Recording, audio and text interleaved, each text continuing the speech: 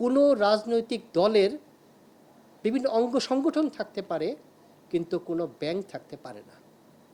কিন্তু আমরা দেখছি যে ইসলামী ব্যাংকের চেয়ারম্যান বা পর্ষদ পুনর্গঠন নিয়ে একটি রাজনৈতিক দলের মধ্যে বেশ ক্ষোভের সঞ্চার হচ্ছে, যেটা মোটেই কাম্য নয়।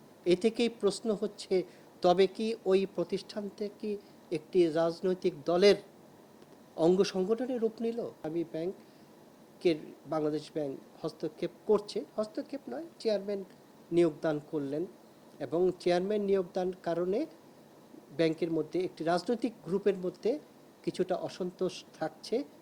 এই অসন্তোষ প্রমাণ করে দেয়, এক নম্বর হচ্ছে চেয়ারম্যান নিয়োগের বাংলাদেশ ব্যাংকের সিদ্ধান্তটা সঠিক। নাম্বার 2, ইসলামী ব্যাংক একটি রাজনৈতিক দলের অঙ্গ সংগঠনের রূপ নিয়েছিল, মানুষের এই ধারণাটাও সঠিক।